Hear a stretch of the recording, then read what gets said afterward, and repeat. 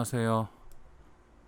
리액트와 사스 실습을 통한 모던 프론트엔드 시작하기 세션을 맡게 된 유경수입니다. 이거는 멋쟁이사처럼 36대에서 하는 프론트엔드 세션의 심화 세션이고요.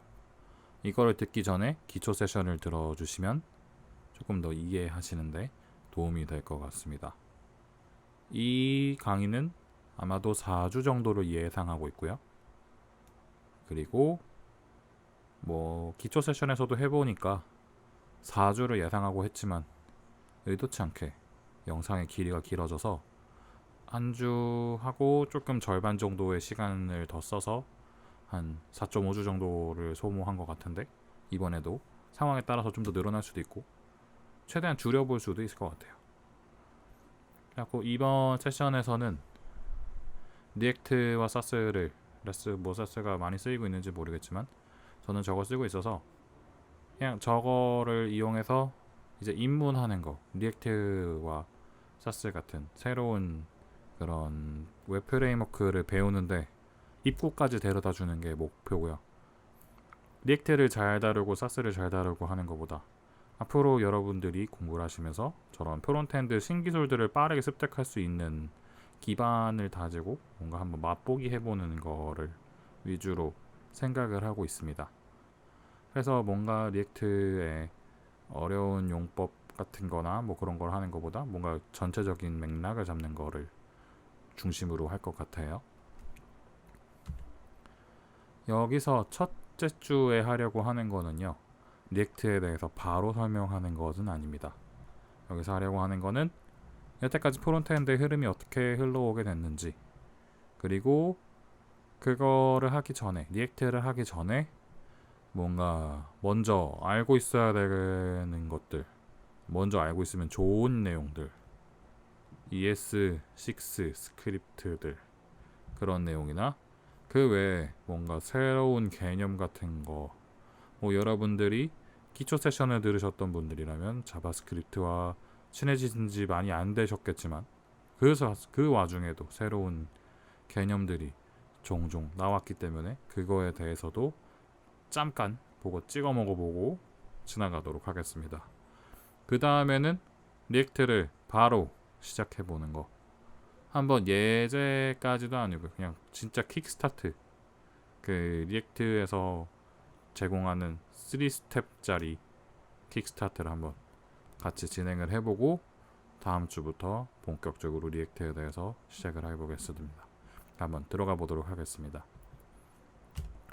한번 먼저 이거를 진행하기 전에 먼저 짚고 넘어가야 될 거, 여러분들이 기초 세션을 지나오셔서 프론트엔드가 대충 어떻게 돌아가는지에 대한 그런 감을 얻으셨다면 이제 그 프론트엔드의 기술이 어떻게 지나가고 있는지, 어떻게 지나왔는지, 어떻게 나아갈지에 대해서 그냥 간략하게, 저도 다 아는 건 아니지만 풍문으로 들은 내용들을 조금 전달해 드릴게요. 일단은 말이죠, 옛날에 프론트엔드가 아주 기초적인 단계에서 어떻게 진행됐었는지 그거를 먼저 짚고 넘어가 볼게요. 일단 여기서는 데이터와 HTML을 미리 준비하기 라는 이름으로 지었습니다.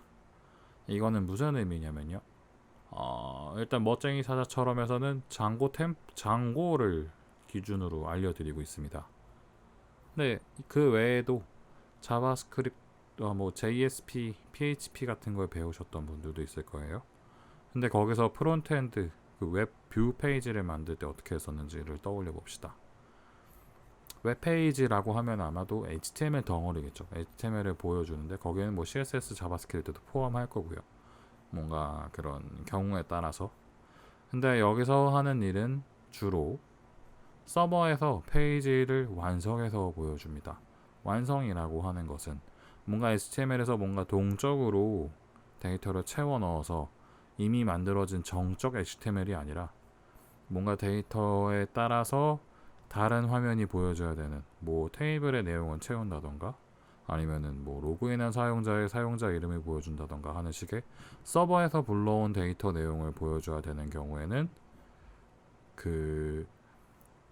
이런 플랫폼 자체에서, 웹 프레임워크 자체에서 데이터를 가지고 와서 뭔가 각자의 언어, 파이썬이 됐든 C샵이 됐든 자바가 됐든 그런 거를 합쳐서 거기에 있는 각각의 템플릿 언어를 이용해서 HTML과 결합해서 사용하곤 했습니다. 뭐 ASP.NET의 ASPX 파일, PHP, JSP, 그리고 아까 얘기했던 장고 템플릿 언어 그런 식으로요. 그리고 거기서 아예 이미 서버에서 데이터베이스 서버와 통신을 하고 그거를 다 가공을 한 상태의 모든 완성된 정보를 그대로 넘겨주는 것이 아니라 그 정보를 조금 더 다른 또 그런 각각 프레임워크에서 사용하는 고유의 언어와 문법을 통해서 HTML과 결합해가지고 데이터를 모두 다 채워놓고 모든 것들이 다 완성된 상태에서 클라이언트에게 되돌려주는 그런 페이지.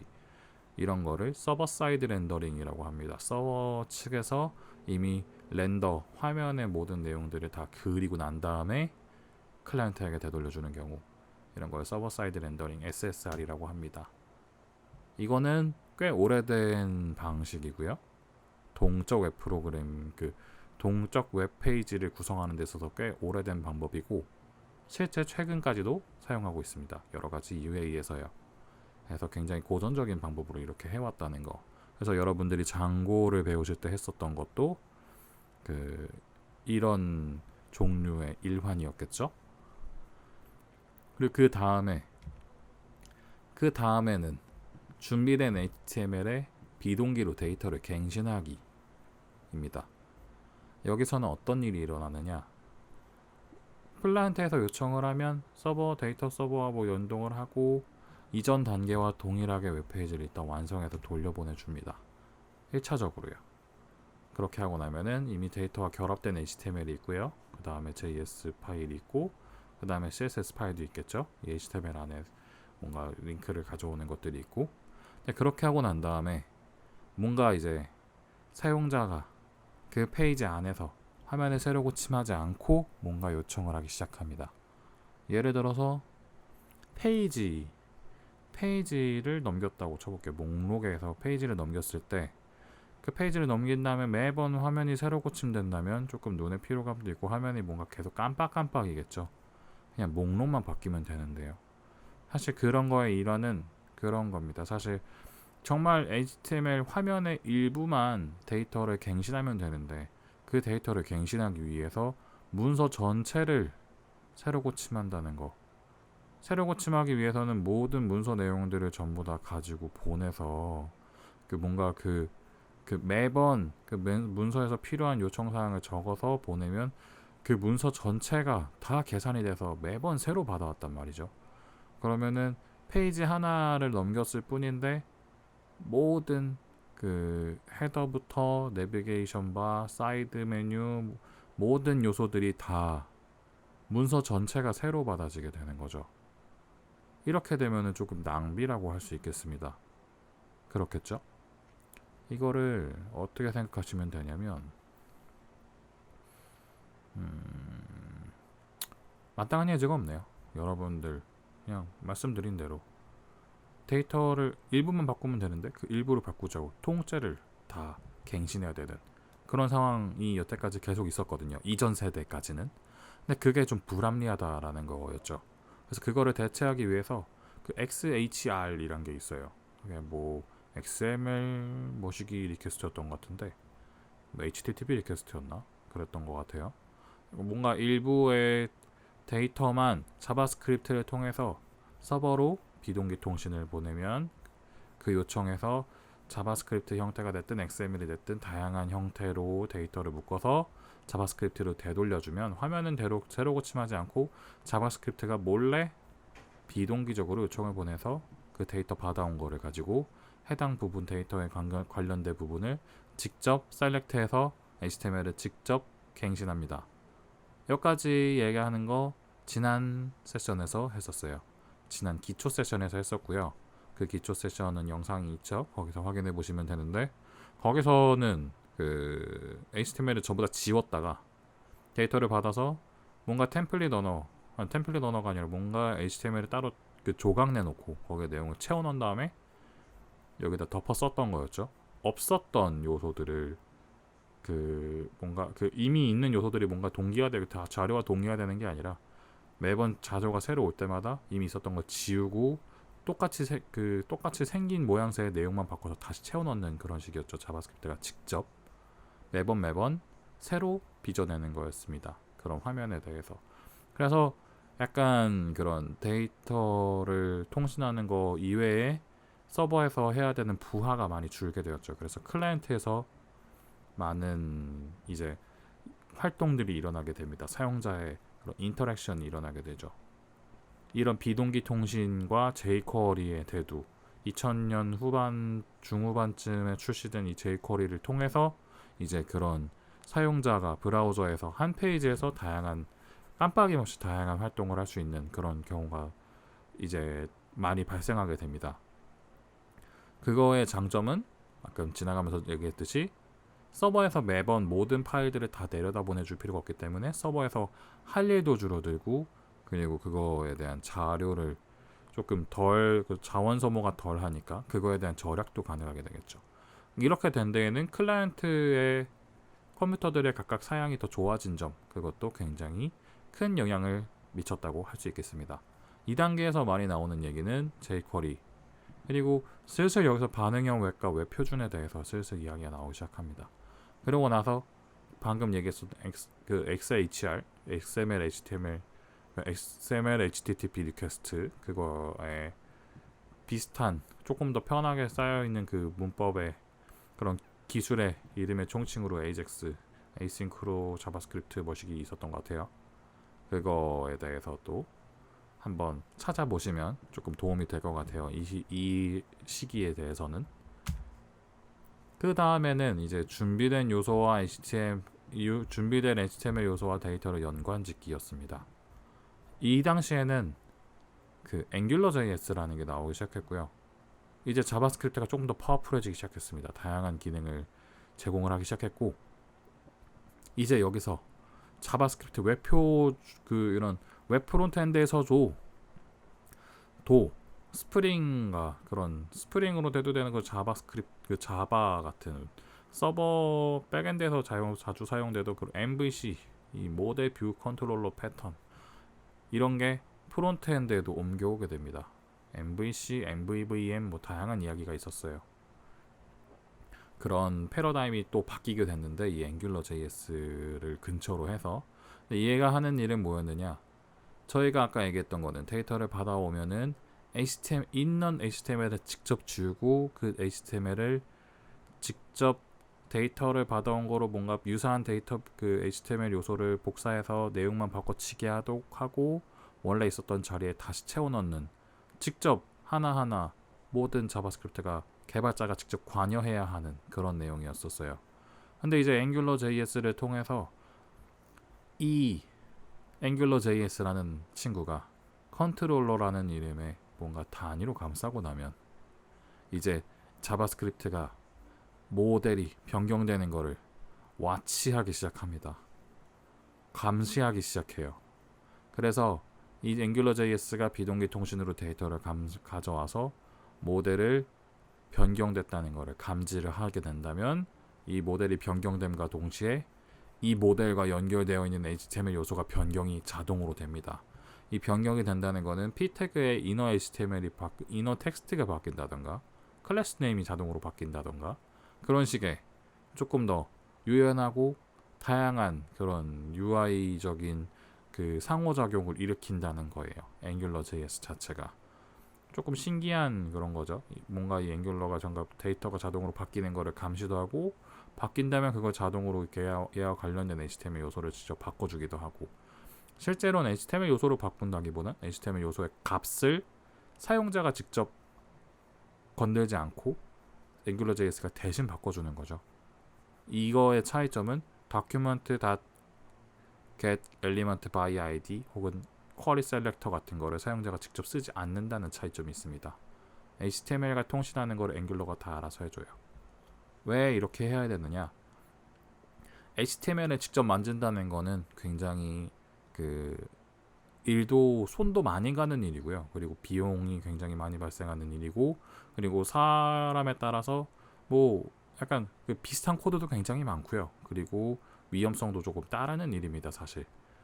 그 안전한 코딩이라고는 할 수가 없어요. 그래서 그거를 방지하기 위해서 앵귤러가 대신 해주기 시작했던 거죠. 이런 부분에 있어서 모델과 뷰와 컨트롤러를 이용해서 이런 구조로 하게 됐고, 이런 게 슬슬 대두되기 시작하면서 싱글 페이지 어플리케이션이라는 거에 대한 조금 이야기가 또 나오기 시작합니다. 한 페이지 안에서 이제 다양한 그 뭔가 jQuery에서 할 수 있었던 그런 수준이 아니라 훨씬 더 다양하고 복잡한 UI를 한 페이지 안에서, 한 페이지라고 하면 이 HTML 하나 안에서 다 끝낼 수가 있게 된 거예요.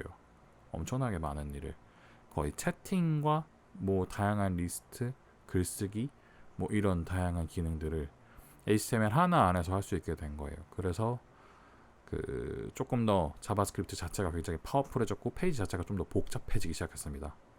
거의 프로그램처럼 변하기 시작한 거죠. 그래서 웹 어플리케이션이란 말도 나오기 시작했죠. 그리고 그 다음에 드디어 우리가 배우기 시작할 리액트에 대한 이야기가 나옵니다. 이제 데이터와 HTML이 연관 짓는 것을 넘어서서 그 HTML의 각 요소들을 컴포넌트라는 거의 단위로 쪼개기 시작했습니다. 그렇게 컴포넌트라는 단위로 쪼개기 시작해서 이 컴포넌트들은 이제 각각 그 데이터, 그 컴포넌트들 고유의 데이터들을 관리를 하고, 그 데이터들이 바뀌면 앵귤러처럼 자동으로 HTML이 바뀌기도 하고요. 이 컴포넌트 안에서 직접 HTML을 갖고 있기도 합니다. 그래서 이 컴포넌트들은 자바스크립트와 HTML과 CSS를 통째로 갖고 있는 거죠. 이렇게 통째로 갖고 있게 됩니다. 그리고 이 자바스크립트 안에 있는 컴포넌트들이 직접 여기서 서버와 통신을 하고, 여기서 이 컴포넌트에만 연관되는 데이터를 갱신한 다음에 여기만 바뀌게 됩니다. 이렇게 되면은 그 한 페이지에 대해서 코드가 굉장히 나눠지게 돼서 조금 더 관리하기가 용이하게 되겠죠. 그래서 이런 컴포넌트들이 모여서 또 하나의 컴포넌트들이 되고, 그 컴포넌트들이 자꾸 모여서 하나의 페이지가 됩니다.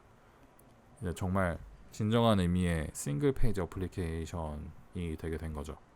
기능 단위로, 그리고 그 화면의 작은 기능 단위로 모든 내용들을 컴포넌트로 좀 잘게 쪼개서 관리하기 시작하게 됐습니다. 이런 내용들이 리액트에서도 보여지고 있고요. 그리고 뒤에서 언급할 Vue.js라는 거에서도 비슷한 양상을 띠고 있습니다. 이런 컴포넌트에 대한 이야기가 조금 와닿지 않으실 수도 있는데요. 이 컴포넌트라는 거는 사실 지난 기초 세션을 들으셨던 분들은 약간 그 맛보기를 하셨었어요. 이 코드는 아니고 이 화면을 좀 볼까요? 이거를 저희가 코딩을 할 때 어떤 식으로 했었었냐면, 이 윗부분에 연관되는 이 데이터 보여주는 부분, 그거를 관리하는 거를 헤더라는 자바스크립트 파일에서 관리를 했었고요. 이 데이터를 채우기 위한 이 부분은 폼이라는 파일에서 관리를 했었습니다. 그쵸? 그리고 여기서는 리스트라는 파일로 해서 관리를 했었고요.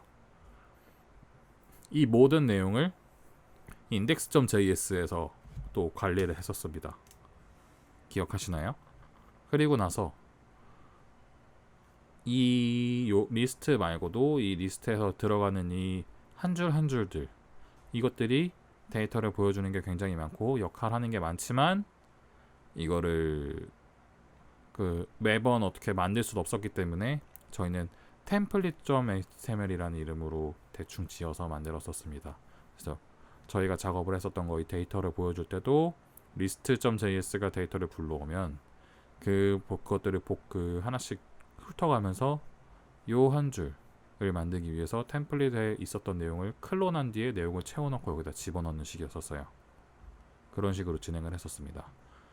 이게 사실은 리액트에서 하는 컴포넌트의 구조와 완전히 동일합니다. 이 헤더에 있는 것들, 이 헤더에 지금 이 날짜를 채우는 요소 하나하나를 채우기 위한 이 헤더, 이것도 컴포넌트가 될 수 있고요. 그리고 이 폼 자체도 컴포넌트가 될 수 있고요. 그리고 이 리스트 자체도 컴포넌트가 될 수 있고, 이 컴포넌트 안에 다시 이 리스트 아이템이라는 컴포넌트가 생길 수 있는 겁니다. 이 리스트 아이템이라는 컴포넌트가 다양한 게 있는데, 그것들을 관장하는 거는 리스트 컴포넌트인 그런 식이 되는 거죠. 그래서 이미 우리는 그러한 구조를 지난 그 고전적인 프론트엔드 개발 과정에서 미리 체험을 해봤습니다. 사실은 말이죠. 그래서 본격적으로 이제 리액트를 사용하게 되면 그 구조에 조금 더 용이한 개발 방법론을 배우게 될 거예요. 여기서 조금 더 짚고 넘어가셨으면 하는 거는, 조금 더 의욕이 있으시다면, 시간이 조금 체력이 괜찮으시다면 이 자바스크립트의 데이터를 관리하거나 이런 그 리액트에서 데이터를 관리하는 거에 대한 내용이 이 펑셔널 프로그래밍이라는 거와 연관이 있습니다. 이런 불변성에 대한, 임뮤터블에 대한 이야기가 나오거든요. 이거에 대한 자료를 이 영상의 설명에다가 적어 드릴 테니까요. 꼭 참고해 보셔서 시간이 나신다면 한 번쯤 훑어보시면 꽤 도움이 될 거라고 예상이 됩니다. 그래서 이렇게 쭉 훑어봤습니다. 어떤 흐름을 거쳐왔는지. 2006년에 jQuery가 나왔었고, 그 다음에 뭐 리액트가 언제 나왔고, 그 이후에는 뭐 어떻게 흘러가고 있다, 뭐 이런 거에 대한 얘기를 조금 그 코드 중심으로, 화면의 중심으로 조금 이야기를 해봤어요. 그러고 난 다음에 이제 우리가 본격적으로 잠깐 역사 수업을 해봅시다. 이 역사 수업이 왜 필요하냐면, 여러분들이 지금 프론트엔드 개발에 대한 이런 거를 지금 배우고 나서 이 프론트엔드 공부가 끝나는 게 아니잖아요. 그리고 제가 최대한 많이 해보겠지만 프론트엔드 수업이 얼마나 제가 계속 가져갈 수 있을지는 몰라요. 저도 항상 공부하고 있는 중이기 때문에. 그래서 여러분들이 그 나중에 이 이후에 공부를 어떻게 해야 될지, 리액트를 하고 난다면, 그리고 이 기초 세션이 끝난다면, 그 리액트에 대한 세션이 끝나고 난다면 그 이후에는 어떻게 공부해야 될지, 그거에 대한 맥락을 좀 잡을 필요가 있을 것 같아요. 그래서 여기에 주요 이벤트들은 이 jQuery, 그리고 ES 시리즈가 나오기 시작한 2009년, Node.js와 ES 시리즈가 나오기 시작한 이때, 그리고 리액트, 그리고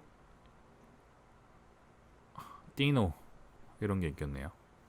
뭐 제스트 프리티어, 뭐 여러 가지 그런 것들이 있는데, 뭐 웹팩도 중요하겠고요. 네, 이런 다양한 이벤트들이 있고, 앵귤러도 있었네요. 이런 다양한 이벤트들이 있는데, 지금 여기 보시면 크게 세 단계로 나눴어요. 여기서는 first stage 2007년까지네요. 여기까지는 보통 그 jQuery가 사실 대두 좀 대표하고 있는 약간 자바스크립트가 취급이 안 좋았던 시기입니다. 사실 거의 출시된 이래로 20년 가까이, 이런 뭐 10년이네요. 10년 가까이 이렇게 조금 방치가 됐었어요. 그러고 난 다음에 이제 본격적으로 뭔가 이제 조금 붐이 일기 시작한 거, 조금 더 다양한 기능들을 지원하기 시작한 게 이때부터입니다. 그럼 여기에 등장하고 있는 사실 가장 중요한 키워드들은 이 ES5, ES6 이것들이거든요. Node.js, Angular, Backbone, 뭐 그런트, 리액트, 일렉트론, 걸프, TS 어느 하나 지금 그냥 지나가는 내용들은 없어요. 이거에 대해서 이야기해달라고 하면은 물론 한참 더 할 수 있습니다. 하지만 그것들이 중요한 것보다 이 ES, 얘가 뭔지 그거에 대한 게 좀 먼저 짚고 넘어가야 될 것 같아요. 그거를 하기 전에 한 번 더 이야기했겠네요.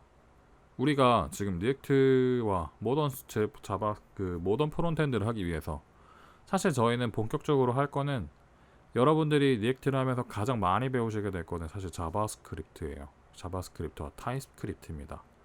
그래서 지금 프론트엔드를 하고 있는 여러분들이 저런 그 자바스크립트가 여태까지 이런 거를 거쳐왔는데, 그 프론트엔드 씬이 이런 거를 거쳐왔는데, 그 이후에 뭔가 이거에 대한 공부를 계속 해야 될지 어때야 될지에 대한 뭔가 타당성이나 시장이 어떤지에 대한 조금 감이 좀 필요할 것 같아요.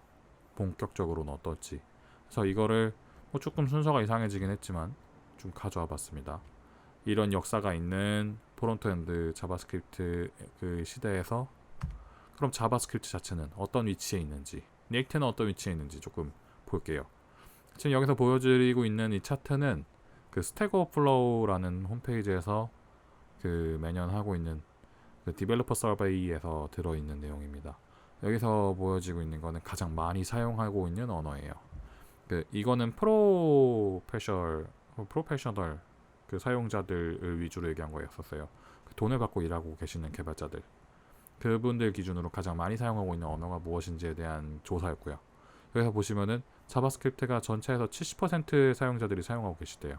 70%의 사용자분들이 사용한다고 응답을 해주셨던 거예요. 그거 밑에 있는 것들이 이거 HTML은 랭귀지가 아니죠. 할 수 있는데 여기 헤드에 마크업 랭귀지라고 다 잘 써놨습니다. 그래서 여기 또 들어가 있어요. 없다고 치셔도 됩니다. 사실 무방하셔요. 그리고 자바스크립트, HTML, SQL, 그 외에 파이썬, 자바, 쉘 스크립트 같은 거 당연히들 많이 쓰고 계실 거고, 그리고 C#, 그리고 여기에 나오는 건 타입스크립트, 그리고 조금 특이한 고. 여기서 눈여겨봐야 될 커멘트들은 이런 게였었습니다. 파이썬은 계속 꽤 높은 순위를 차지하고 있어요. 계속 오르고 있고, 계속 그 자바보다도 파이썬의 사용량이 늘어난 지 얼마 안 됐습니다. 제가 알기로는 작년에 파이썬이 제친 걸로 알고 있어요. 이 서베이 기준으로. 그래서 파이썬이 굉장히 이제 자바보다도 더 많이 사용하는 언어가 됐다는 점. 그럼에도 불구하고 이 자바스크립트, 파이썬과 굉장한 격차를 벌어지고 있습니다.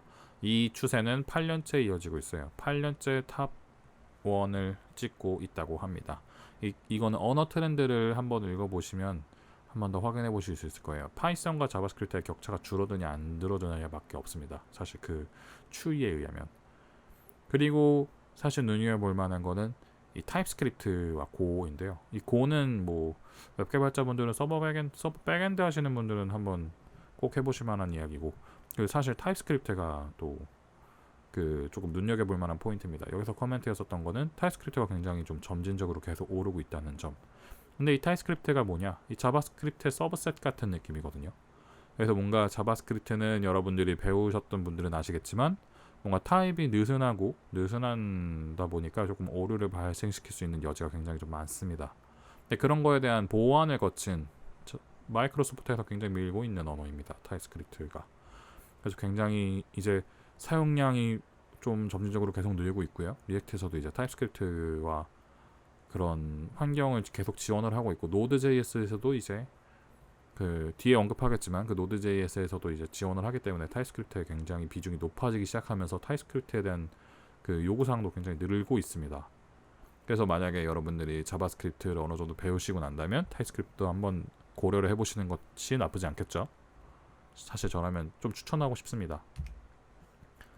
그래서 조금 더 읽어봤습니다. 가장 많이 사용되는 웹 프레임워크도 있었어요. 굉장히 많은 부문들이 있어요. 여기서 보니까 jQuery, 리액트, 앵귤러, ASP.NET 쭉 있습니다. 얘네들에 대해서 좀 이야기를 할 필요가 있어요. jQuery는 사실 전통의 강자죠. 오래됐습니다. 이거 아까 봤을 때 연표 제가 먼저 보여드렸던 거 기억하시죠? 이래서 먼저 보여드렸던 거였었어요. jQuery는 2006년에 나온 거였거든요. 그렇게 하고 새로운 뭔가 프론트엔드 기술이 나오기 전까지 앵귤러JS, 앵귤러가 아니라 앵귤러.js, 이게 초기 버전이거든요. 완전히 이름도 바꿔버린 게 조금 다릅니다. 여기는 앵귤러.js와 완전히 달라요.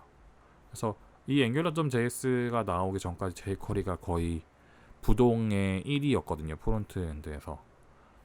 그래서 꽤 오랫동안 하고 있었기 때문에 결과물 자체에도 여러분 다른 사람들이 만든 코드 자체, 레거시 코드의 jQuery가 굉장히 많습니다. 그리고 이미 jQuery를 많이 레거시 코드가 있기 때문에 꽤 오래 유지 보수를 위해서, 그리고 그거를 만들었던 사람들이 계속 다른 페이지를 덧붙여 만들기 위해서 jQuery가 계속 필요하게 됐어요. 그래서 아직도 jQuery는 꽤 많이 사용하고 있습니다. 여러 군데에서요. 빨리 만들기에 사실 이만한 게 없긴 한데, 하지만 jQuery에서 제공하는 몇 가지의 기능들이 쿼리 셀렉터로, 특히 jQuery의 셀렉터가 굉장히 좀 쿨한 기능 중에 하나였는데, 그게 쿼리 셀렉터로 대체가 할 수 있게 되면서 사실 jQuery가 설 자리가 많이 줄었죠.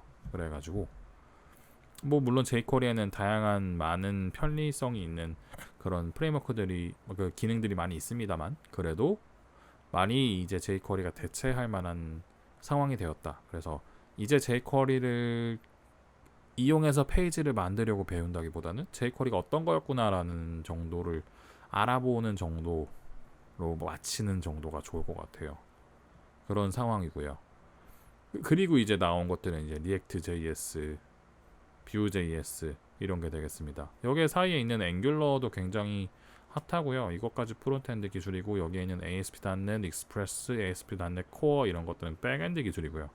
스프링, 플라스크 장고도 백엔드 기술이죠. 그래서 여기서 볼 수 있는 프론트엔드 기술은 요 세 개, Vue, Angular.js 정도겠네요. 그래서 앵귤러는 사실 Angular.js에서 앵귤러로 많이들 넘어갔어요. 지금의 앵귤러의 그 트렌드는 제가 어떤지 따로 확인해 보진 않았지만 앵귤러가 나온 당시에 굉장히 센세이션을 했기 때문에 이 여기서 사용하시던 분들이 많이 타입스크립트 혹은 커피스크립트를 들고 여기서 많이 넘어갔습니다.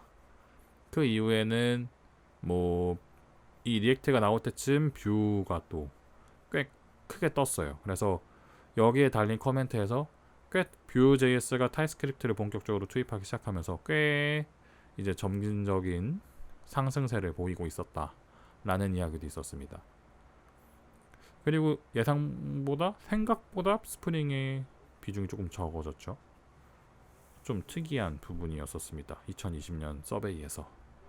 그리고 조금 더 다른 내용들도 볼게요. 조금 옆에 새 나가시는지 모르겠지만 그래도 최근 트렌드니까요. 이제 가장 사랑받고 있는 웹 프레임워크입니다. 이 사랑받고 있다는 기준은 뭐였냐면 뭐 이미 사용하고 있거나 그래서 이거로 계속 뭔가 공부를 계속하고 이 기술에 대해서 계속 공부를 하고 이거로 직업을 이어갈 의향이 있는 그런 기능들을 순위를 꼽은 거예요. 여기서 보니까 ASP.NET Core가 가장 높은 순위를 차지하고 있고요. 생각보다 저 기능이 저 코어가 굉장히 파워풀하다는 이야기가 있는 것 같아요. 제가 다른 상세한 이야기는 제가 들은 지가 좀 돼서 기억이 좀 가물가물한데 굉장히 큰 폭으로 빠른 속도로 치고 올라왔고요. 그리고 여기에 있던 개츠베이 같은 신기술도 이제 튀어나오기 시작했고 이제 우리가 배우는 이 쌍두마차들 React.js와 Vue에 대한 퍼센티지를 좀 확인할 필요가 있겠습니다. ASP.NET Core도 대단하죠. 대단하지만 지금 여기에 있는 거 중에 우리가 배울 이 React.js가 굉장히 많은 사용자들에게 사랑받고 있다. 그래서 이거로 계속 배울 의향이 있는 개발자들이 글로벌하게 굉장히 많다라는 걸 확인할 수 있었어요. Vue.js도 마찬가지고요. 이 뷰를 계속 언급하는 이유는 리액트와 대척점에 있는 게 아니에요. 리액트가 굉장히 좀 비슷한 그 생태계를 갖고 있지만 뭐 몇 가지의 비교가 있어요. 그래서 이 뷰를 사용할지 리액트를 사용할지를 뭔가 딱 하나 선택해야 되는 건 아니라서 뭐 시간이 되신다면 뷰도 한번 공부를 해보시는 걸 추천하고자 이야기하는 거예요. 사랑받는 걸 봤으니까 이제 좀 싫어하는 것도 봐야겠죠. 싫어하는 것도 알아야 좀 최근 트렌드가 어떤지 알 수 있을 것 같아요. 뭐 드루파일 같은 거는 저도 잘 못 들어봐서 모르겠지만 뭐 이 ASP.NET 이거 좀 오래됐죠. 서버 그거니까 여기 봐야 되는 건 이제 Angular.js, jQuery 이 두 가지예요. 이 threaded라는 거는 거기서 코멘트하기를 이미 사용하고 있긴 하지만 이걸 더 이상 공부하거나 이거로 계속 밥 벌어먹을 만한 그런 정도는 아니다 라는 코멘트가 있었어요. 그래가지고 그 Angular.js는 Angular랑 다르다고 했죠. 이거 굉장히 꽤 오래된 레거시 코드들이 많이 묻혀 있을 거예요. 저희 우리나라에서도 뭔가 좀 증권사나 프리랜서 쪽에서 많이 사용하고 있거든요. 여기서 이거 코드가 굉장히 많은데 사실 지금의 패러다임과 꽤 많이 다릅니다. 그런 MVC, MVVM 그런 모델들이 그래가지고 얘네들은 굉장히 빠르게 치고 올라와서 많은 점유율을 점했는데 최대한 빨리 벗어나기를 바라고 있는 것 같아요. 이거를 리액트로 대체하려는 움직임이 굉장히 많습니다. 리액트를 대체하거나 뭐 앵귤러의 신버전으로 탈피하려고 하거나 해서 굉장히 빨리 나가려고 하는 경향이 크고요. jQuery도 말할 게 없겠죠. 뭐 그런 계속 표준이 바뀌면서 더 이상 jQuery를 쓸 만한 이유가 점점 없어지기 시작했습니다. 표준에서 jQuery에서 제공하는 모든 기능들이 점점 더 흡수되고 있거든요. jQuery를 라이브러리를 굳이 무겁게 불러오지 않아도 기능을 다 쓸 수 있다는 이야기가 되고 있는 거예요. 그래서 jQuery와 앵귤러는 빨리 걷어내려는 움직임이 큽니다. 그 이후에 wanted 배우고 싶은 웹 프레임워크들은 뭐가 있느냐? 다 방금 말씀드렸던 뭐 React, Vue, Angular, Django 이런 것들이 있네요. Angular.js는 생각보다 사실 의외입니다. 하지만 어쨌든 간에 배우고 싶은 언어 퍼센티지를 보아하니 이거는 그 이렇게 복수 선택이 아니라 하나였던 것 같아요. 그거로 봤을 때는 이렇게 단연 React.js가 1위를 달리고 있는 거 이런 걸 봤을 때 개발 힙스터로서 놓칠 수 없는 부분이다 라고 생각합니다. 그래서 여기까지 훑어봤습니다. 여기까지가 어떤 뭔가 그 최근 프론트엔드 개발자, 웹 개발자 분들은 어떻게 전 세계 웹 개발자 분들은 어떻게 하고 있는지에 대한 추이를 좀 살펴봤고요. 제가 방금 언급했었던 스택 오버플로우에 있는 디벨로퍼 서베이는 꽤 흥미로운 그 주제들이 꽤 많이 있어요. 그리고 꽤 참여자들이 많거든요. 그리고 스택 오버플로우가 굉장히 큰 커뮤니티이다 보니까 그래서 개발에 대해서 조금 더 최근 트렌드가 알고 싶으신 분들은 이거에 대해서 조금 더 보셔도 될 것 같아요. 어쨌든 그렇게 지나와서 이렇게 최근 트렌드들이 어땠는지, 웹 트렌드들이 어땠는지, 프론트엔드가 어땠는지에 대해서 조금 이야기를 해봤어요. 근데 다 알겠다. 근데 이렇게 다 하려고 나서 중간중간에 나오고 있는 뭐 노드 뭐 이런 걸 다 지나오고 나서 제가 중간에 얘기했었던 이 ES 노드.js가 이런 기술에 대한 것들이야 뭐 사실 뭐 어떤 뭐 프레임워크가 뭐다 이런 거를 배우기 시작하는 건 아예 다른 과목이 되는 거니까. 근데 이런 것들의 가장 근간이 되는 거에는 이 ES 5, 6 이런 것들이 있어요.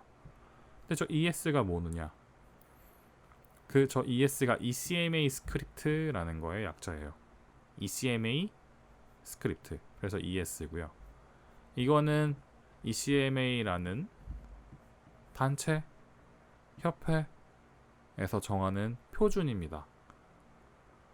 그 표준을 지켜서 만든 스크립트 언어가 자바스크립트예요. 자바스크립트와 ECMA 스크립트가 같다고 하면 뭐 혼용돼서 비슷하게 쓰일 수도 있겠지만 뭔가 자바스크립트보다는 ECMA 스크립트가 조금 더 상위 개념이다. 하지만 많이 혼용해서 사용하고 있어요. 현재에는. 하지만 그냥 자바스크립트하고 쓰이는 게 편하겠죠. 좀 낫겠죠. 그리고 저 넘버링이 되어 있는 걸 볼 수 있을 거예요. ES5, ES6, 7 뭐 이런 식으로 계속 나올 겁니다. 그거에 대한 게 뭐냐? 저 ECMA 스크립트가 표준이라고 말씀드렸죠. ECMA 스크립트 6, ES6 이거가 ECMA 스크립트 표준의 6째 판 이런 몇 번째 판이 되어 있는지 그런 거에 대한 이야기예요. 이런 얘기도 있습니다. ES2015 이게 뭐냐? 이거는 ECMA 스크립트 표준의 2013년도라고 썼는데 2013년이 아니라 2015년도 발표판 이런 거를 이야기하는 거예요. 여기 또 EC라고 썼네요. 뭔가 오타가 너무 많네요. ES2015, ES6 똑같은 내용이에요. 2000 몇 년에 몇 번째 판이 나왔다. 이거를 혼용해서 사용하고 있습니다. 그래서 뭐 2015 하면은 뭐 ES6 뭐 이렇게 알아들으시는 분들 조금 최근에 계속 보셨던 분들 그런 분들이에요. 이거를 계속 알아두실 필요는 없습니다. 그냥 ES가 무엇이다. 그것까지만 알아두면 되고요. 사실 가장 중요한 거는 그 ES가 뭐 어떤 거고 뭐가 어떻다 이런 걸 아는 것보다 몇 번째 판에 꽤 큰 등장이 있었다. 그런 거를 아시는 게 더 중요해요. 사실 그 이야기를 하는 이유가 여기 보시면 ES4하고 뭐 해골 있죠. 한 이때쯤까지가 그 표준에 대한 갱신이 거의 없었어요. 출시된 이후로 그 거의 10년이 넘게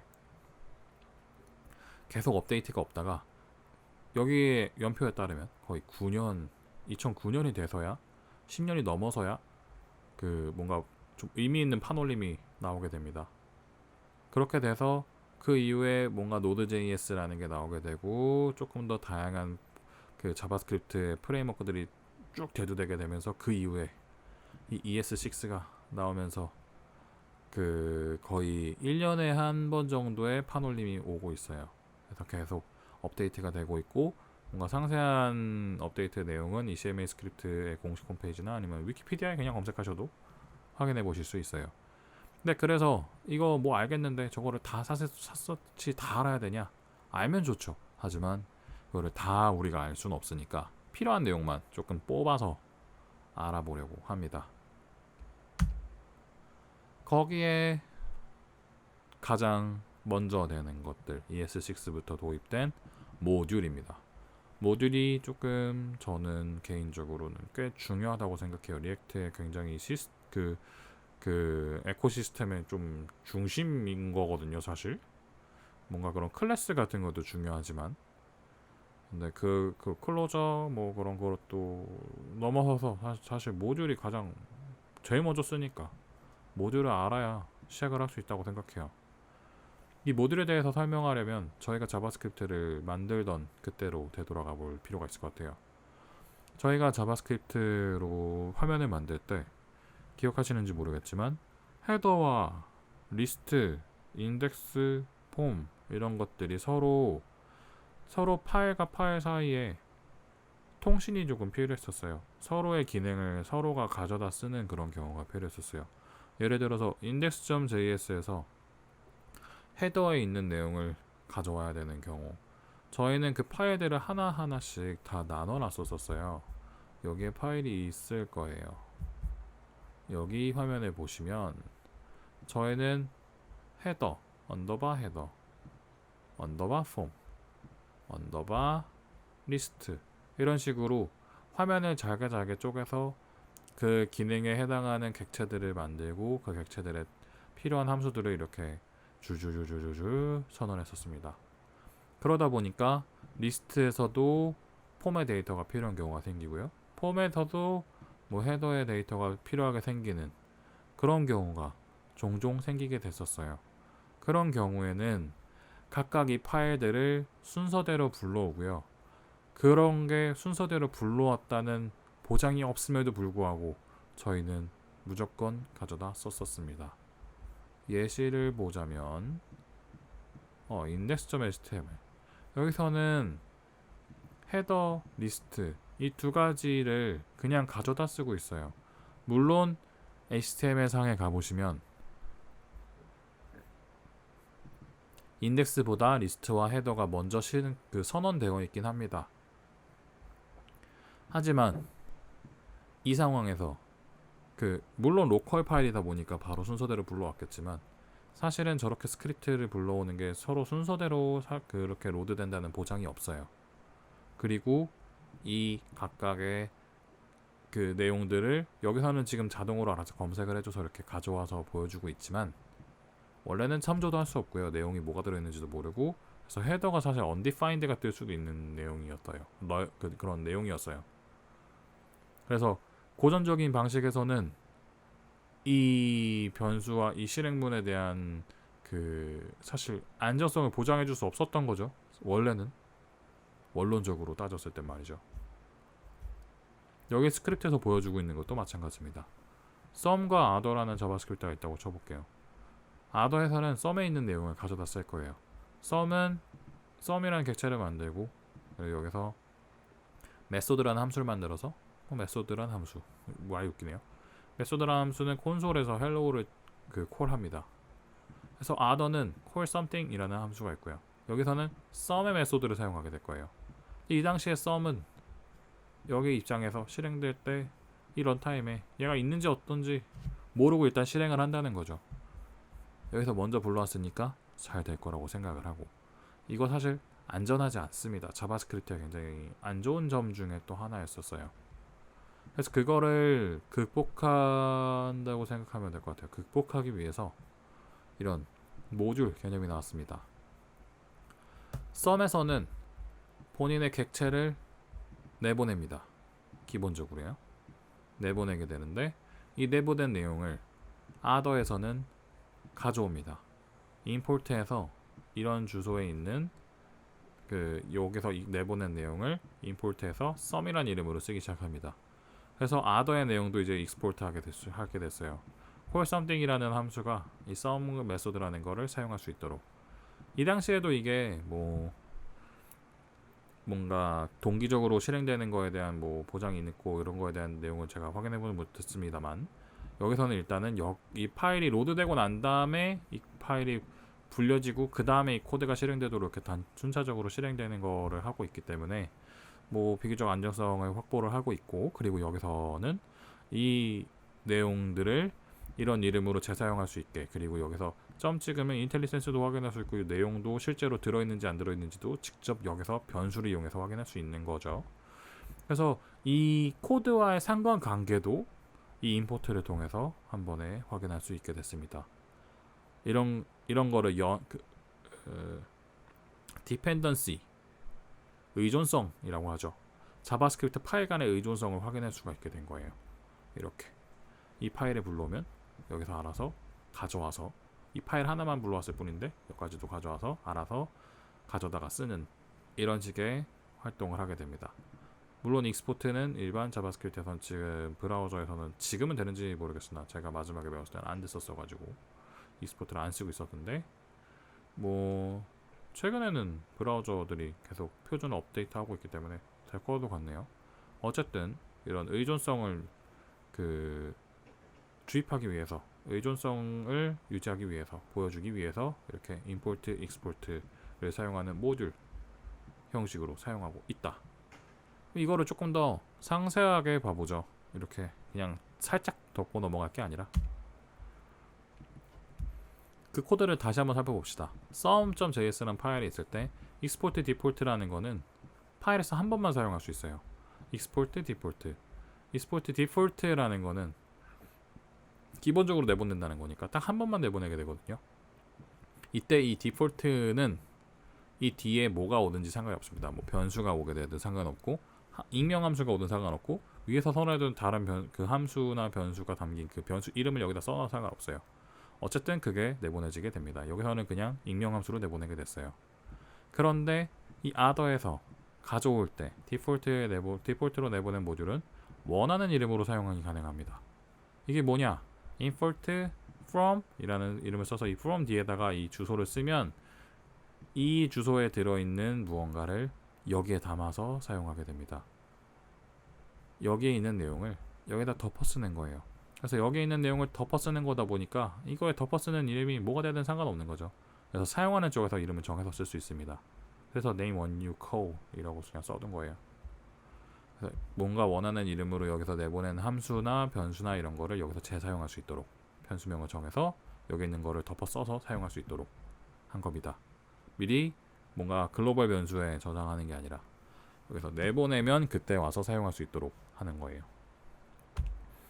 그거 이외에 디폴트라고 써둔 거 보면 디폴트가 하나밖에 안 된다면 디폴트만 있는 게 아니겠죠. 그러면 익스포트라는 거 원래 자체는 디폴트는 한 번만 사용한 거 가능한 거지만 익스포트 자체는 여러 번 할 수 있습니다. 여기 보시면 sum.js에서는 export const value 그리고 const sum 해서 함수라는 만들었죠.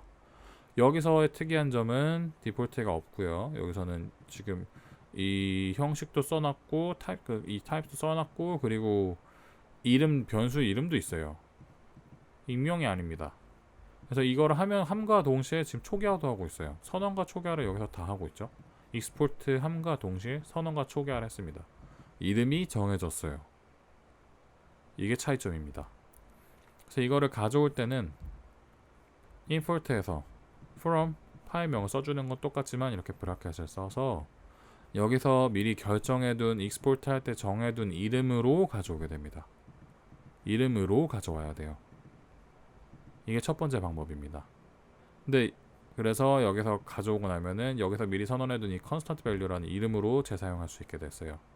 이쪽에서 사용한 의도를 그대로 여기서 사용하게 된다는 거죠. 이거의 조금 특이한 점은 여기에 컴마 있는 게, 만약에 익스포트를 여러 가지를 사용할 수 있다면 그 파일에서 100개 1000개 다 익스포트 계속 할 수 있지 않을까요? 그렇게 되면은 그것들을 가져오기 위해서 임포트 1000번 써야 될까요? 그냥 여기서 사실 사용하고 싶은 함수는 얘 하나뿐인데 얘 하나를 사용하자고 여기서 다 그 1000개를 다 써야 될까요? 그게 아닙니다. 이 파일에서 콕하고 찔러서 하나만 가져올 수가 있어요. 만약에 이 sum이라는 함수만 필요하다면 이렇게 얘만 지워서 브라켓 sum이라고 하면은 이 파일 안에서 저 sum이라는 함수만 뿅 하고 뽑아옵니다. 그래서 거기서 재사용할 수 있어요. 그래서 많은 걸 내보낼 수 있지만 그 중에 몇 가지만 골라서 가져올 수 있는 방법이 하나 있고요. 첫 번째 방법입니다. 그리고 그 다음 방법은 이 에스테릭을 써서 별표를 써서 얘한테 별명을 주는 거예요. 이렇게 별명을 지어주면 이 아스테릭은 보통 그 전체를 이야기를 하거든요.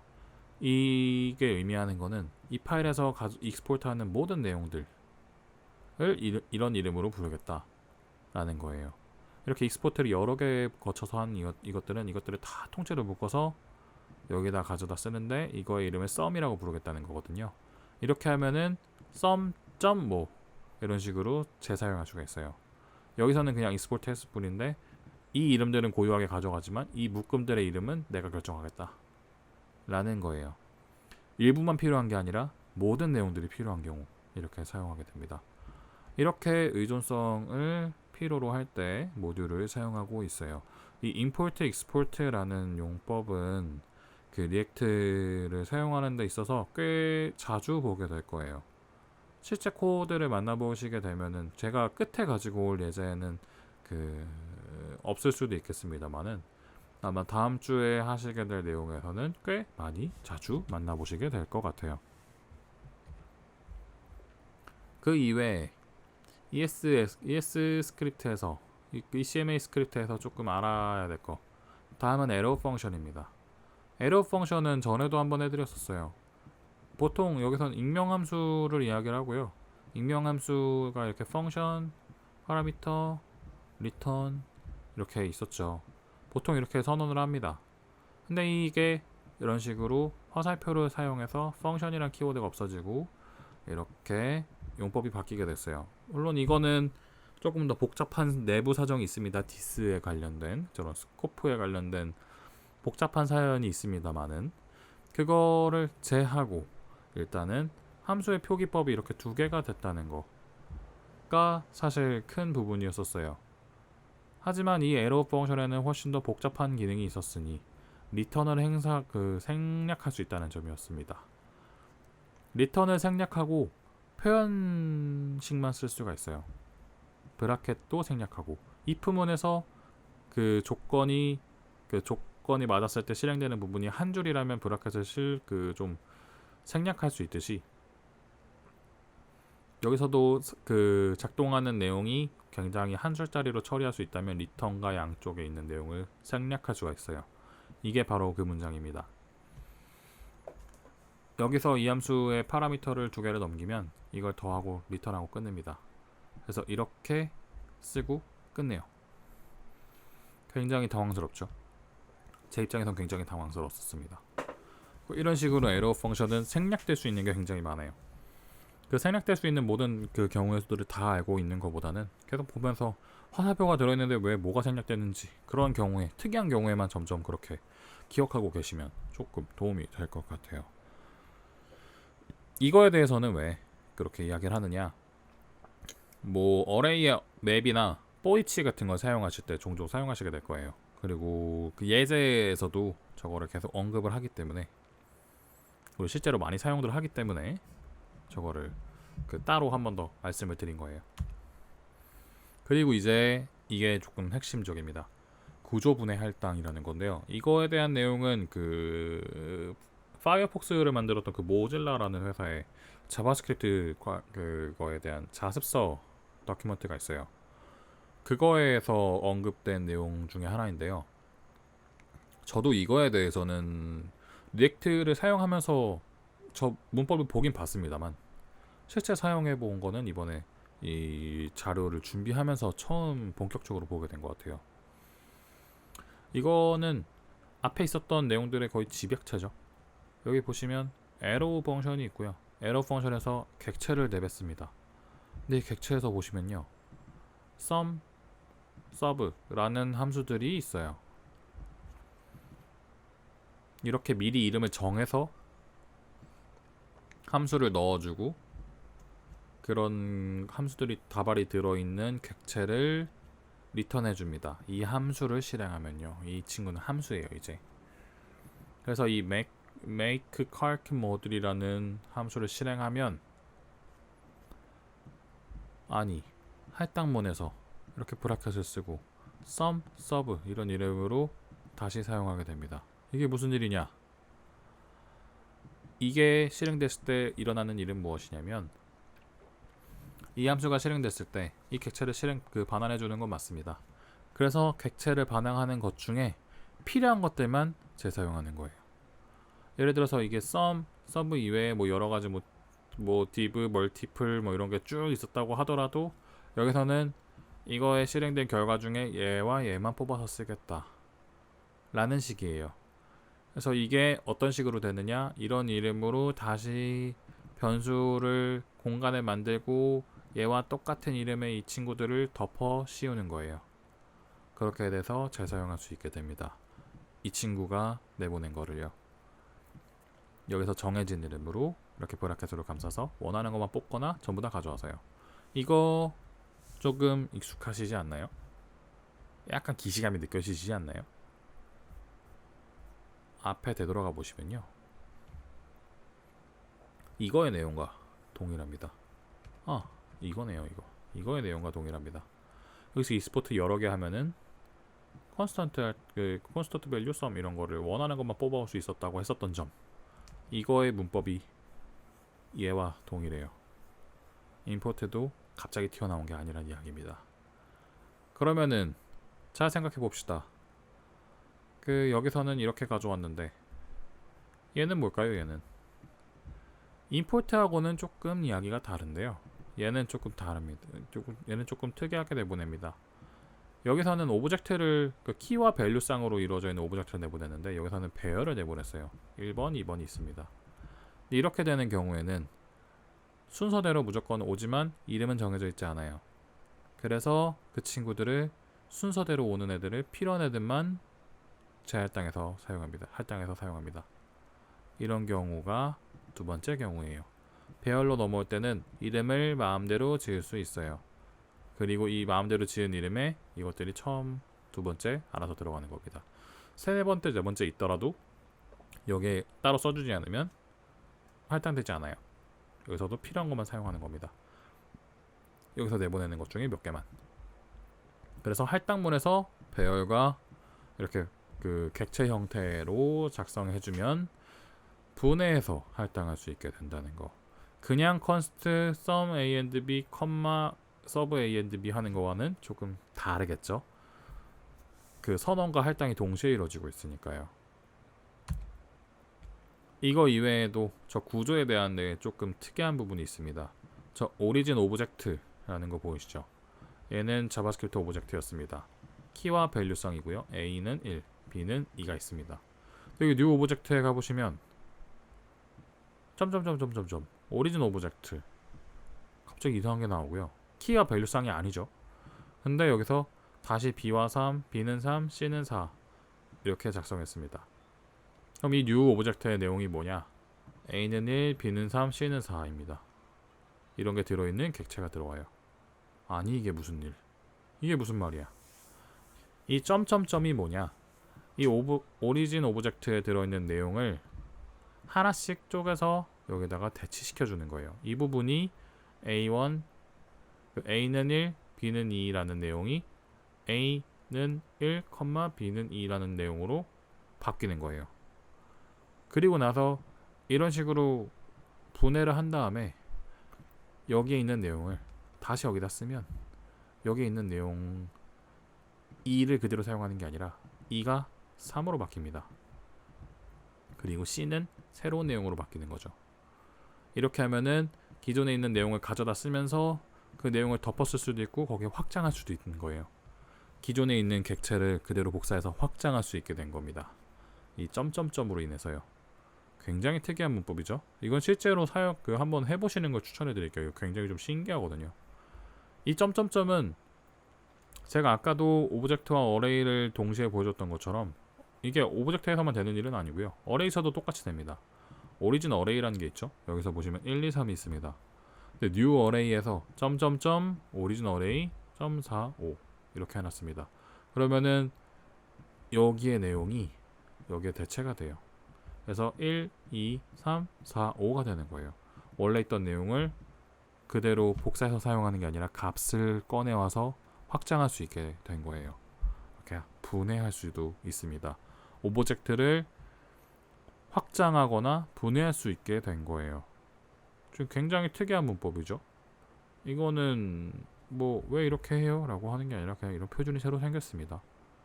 저 ECMA 스크립트 표준에서요. 좀 이거로 인해서 또 다양한 그 가능성들이 많이 열려가지고 저 문법들을 기억해 두시면 리액트를 사용하시는데 조금 더 편의성을 느끼실 수 있을 거예요. 이것까지 했을 때 이거 분명 지금 이 수업은 ECMA 스크립트를 가르쳐 드리려는 수업이 아니고 리액트를 하려는 수업이기 때문에 더 이상 더 깊게 알려드리기는 조금 힘들어요. 그래서 지금 리액트를 들어가기에 앞서서 급한 내용들만 몇 개를 짚어봤는데 이것들이 분명 한 번에 이해가 안 되실 수도 있습니다. 이거에 대해서 이해가 안 가셨다고 해서 절망하지 마시고요. 이거는 나중에 수업이 끝나고 난 다음에 리액트를 하시다가도 되돌아오셔서 한번 보신다면 꽤 도움이 될 것 같아요.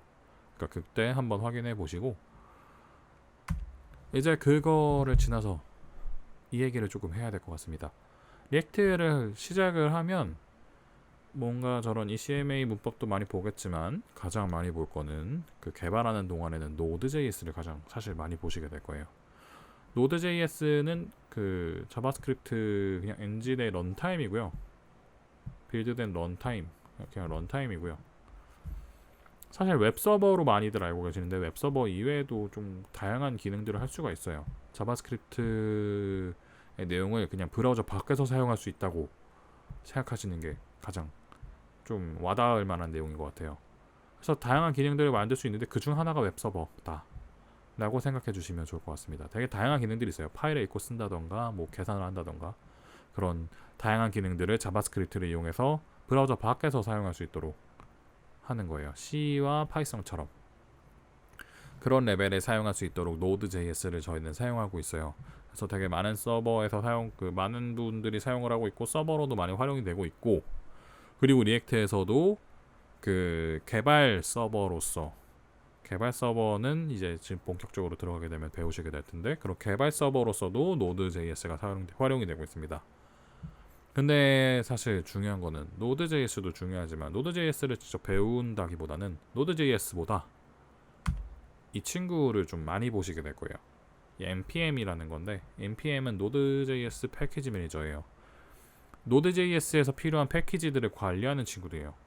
근데 이 친구의 그거는 특징은 조금 정리를 하면은 여기 써 있는 것처럼 Node.js에서 사용할 수 있는 패키지들을 관리해주는 CLI, 커맨드 라인 인터페이스일 뿐인데 이거는 CLI의 의미보다도 오픈소스 라이브러리의 의미가 조금 더 큽니다. 이게 무엇이느냐? 여러분들이 필요한 내용들을 그 npm의 명령어 하나로 쉽게 가져다 쓸 수 있게 된 거예요. 그리고 그거를 동시에 관리해주기까지 합니다. 이게 무슨 말이냐? 한번 보시죠. 여러분들이 지난번에 배우셨던 그 기초 세션에서 사용했던 모먼트.js 그리고 만약에 우리가 사용한다고 하면 그 리액트.js 같은 것도 저희가 로컬에서 갖고 있지 않아요. 제 PC에서 갖고 있지 않아요. 그래서 외부에서 있는 거를 가져다 쓰곤 합니다. 그래서 저 스크립트 그 태그를 이용해서 헤드에다가 써주면 저 파일들이 비동기적으로 가져오게 되겠죠. 저쪽의 서버 요청해서 파일을 받아오게 되겠죠. 그래서 문서에 첨부하게 되는데요. 저런 것들을 문서에 다 일일이 써주는 방법도 있습니다. 근데 그 현대의 웹 어플리케이션들은 저렇게 단순하게 몇 개의 파일만 사용하지 않아요. 꽤 많은 것들을 사용하고 있습니다. 근데 그 사용하고 있는 파일들이 내부적으로 또 자기네들도 서로 참조하고 있는 파일들이 굉장히 많이 있어요. 의존성이 필요한 것들이. 그런 것들을 다 하나씩 모듈로 묶어서 관리해 주는 것이 패키지 매니저입니다. 저거를 한 군데의 서버에 여러 사람들이 오픈소스로 권한에 상관없이 모두 다 올립니다. npm이라는 서비스, 그 CLI의 서버에, 라이브러리 서버에, 오픈소스 라이브러리 서버에 업로드를 하고 나면 npm에서 사용자들은 그 많은 개발자들이 올려둔 그 내용들을 npm 인스톨 그리고 서비스 저 모듈 이름들이 이렇게 써주기만 하고 엔터를 치면 자동으로 노드 모듈즈라는 폴더가 생성되면서 이렇게 필요한 파일들을 다운로드 받게 됩니다. 지금 여기서 리액트와 리액트 돔을 사용하고 있는데 저희는 모먼트도 받았죠. 근데 저희가 받으려고 한 건 이 세 개인데 이 세 개들이 필요한 것들이 이만큼 있는 거예요 지금. 그래서 얘네들을 개발하기 위해서 필요한 내용들도 추가로 이렇게 자동으로 설치해주게 됩니다. 굉장히 많죠. 이런 걸 하나 가져오는데도 이 정도의 의존성들이 필요하게 되다 보니까 이것들을 관리하기 위한 아이도 필요하게 된 거예요. 설치만 해주는 거에 용이성만 가져다 주는 게 아니라 이 설치된 아이들의 관리까지 필요하다. 그거마저도 npm이 해주고 있습니다. 패키지 매니저니까요. 그래서 여기서는 package.json이라는 파일이 자동으로 생성이 되고요. 그 npm 인스톨을 그 터미널 창에다가 엔터를 치는 순간 package.json이라는 게 생성이 되고, 사실 뭐 락 파일이 생성되는 거지만, 그렇게 해서 거기서 dependencies에서 moment, react, dom, react 이런 것들의 버전과 이름이 이런 식으로 기록이 됩니다. 그리고 나중에 npm 인스톨만 하면 이 dependency들을 가지고 따로 설치하게 돼요. 각각 사용자 환경을 동기화시켜 줄 수도 있습니다. 이거에 비슷한 용법은 requirements.js 그 텍스트를 가지고 pip 인스톨하는 거, 그거를 떠올려 보시면 조금 될 것 같아요. 그래서 리액트들이 그 리액트에 필요한 내용들이 저 npm에 게시가 되어 있고, 저희도 npm을 사용할 거기 때문에, 그리고 개발하는 내용들이 전부 다 노드 기반에서 돌아가기 때문에 이런 기본적인 내용들은 알고 있어야 리액트를 하실 때 조금 덜 놀라실 것 같아요. 그러면 여태까지 그 굉장히 겁을 준 것 같아요. 여태까지 어떤 역사가 있었다, 뭐 어떤 스크립트가 있었다, 뭐 이런 것들에 대한 긴 이야기를 해드렸는데, 그거 이외에 그러면은 뭐 진짜 리액트 쓰려면 뭐 어떻게 해야 된다는 거냐 라고 하는 거에 본격적인 내용은 다음 주에 하겠지만은, 그거보다도 홈페이지에, 그 리액트 공식 홈페이지에도 게시되어 있는 아주 킥스타트를 해보겠습니다.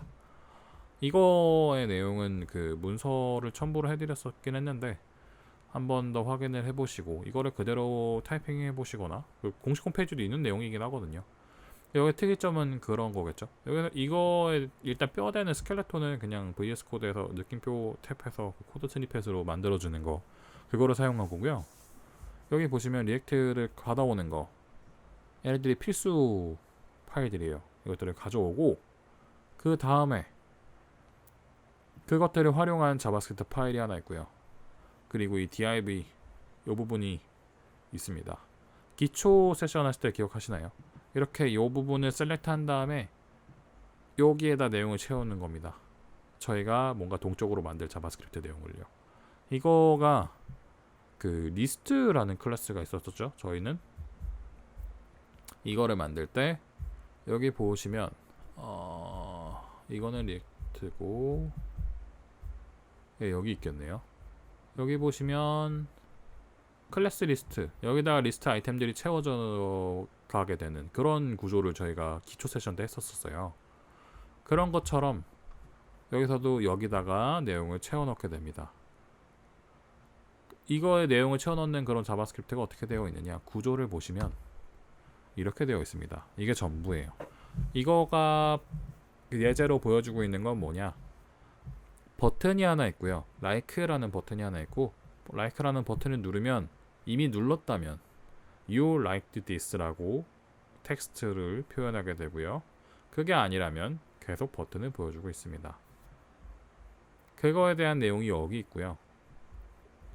유즈 스트릭트 같은 거는 뭐 저런 이런 컨스트 렉 같은 걸 사용하기 위함이고, 이제 눈여겨볼 만한 것들을 먼저 밑줄부터 훑어볼게요.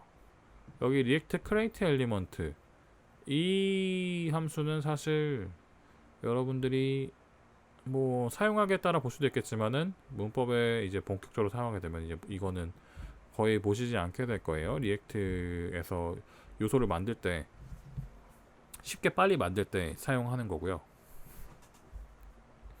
여기서 이런 식으로 쓰고 있죠. 네, 요거 그리고 요 두 줄, 이게 핵심입니다. 요 부분은 그 리액트 컴포넌트 함수예요. 저희는 그 잡서에서 보여주고 있는 클래스 형식이 아니라 그 훅스 타입으로 작성을 하게 될 거예요. 그래서 그 훅을 사용하기 위해서 이 함수형으로 저희는 짜게 될 거고요. 제가 앞으로 모든 하는 실습도 함수형으로 짜게 될 거예요.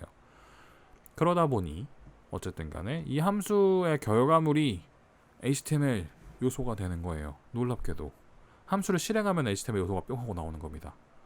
근데 이 함수의 내용을 보시면 이 문법 기억하시나요? 바로 전에 이야기했었던 그 구조분해 할당이죠.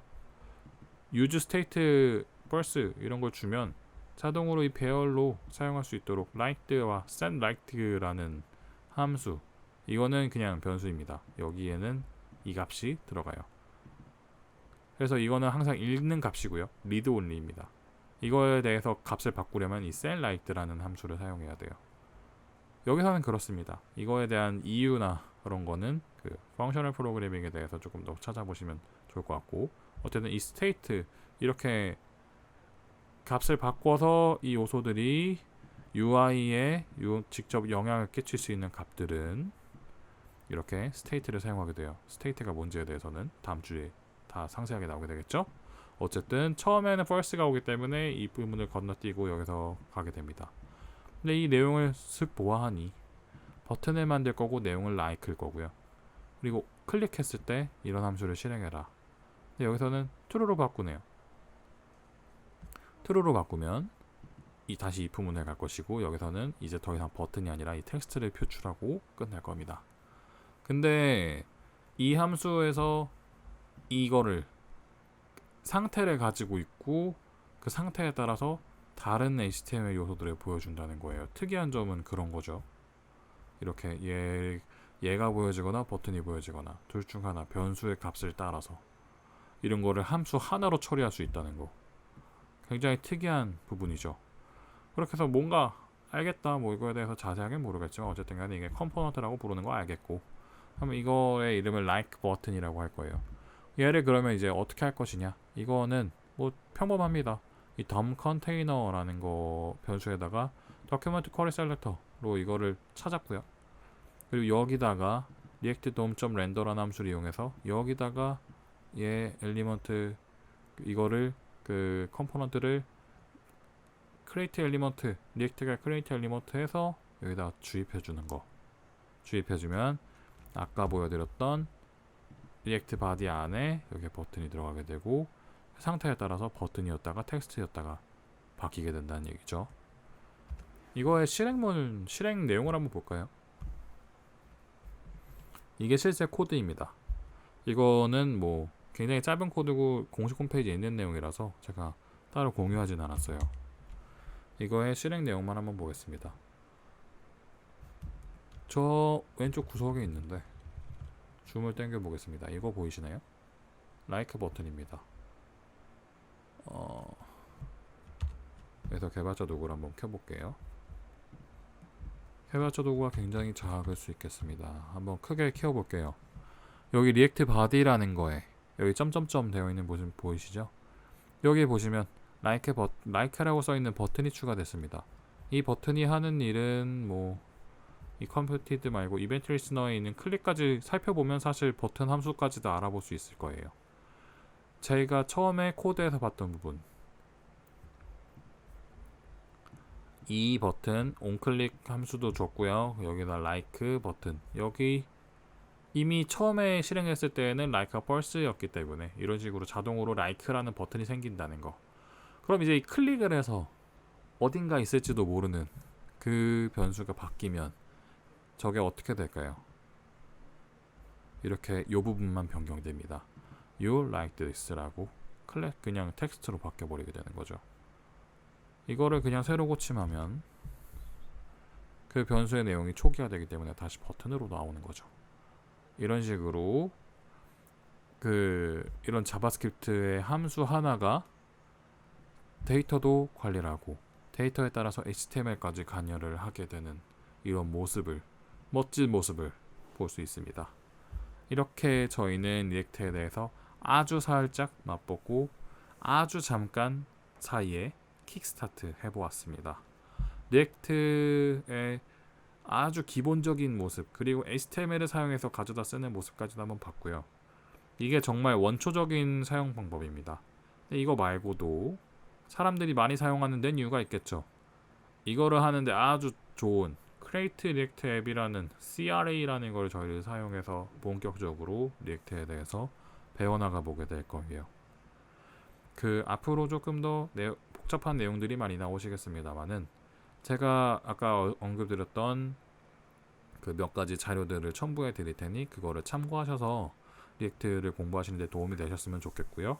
그리고 아까 디벨로퍼 서메이나 그리고 제가 맨 앞에는 말씀은 안 드렸습니다만 뭐 네이버 D2 블로그 같은 것도 봤었어요.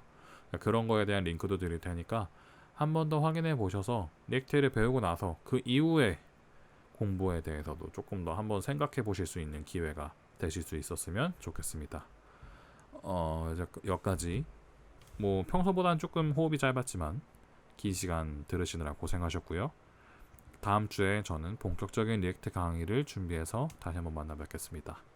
고생하셨습니다. 감사합니다.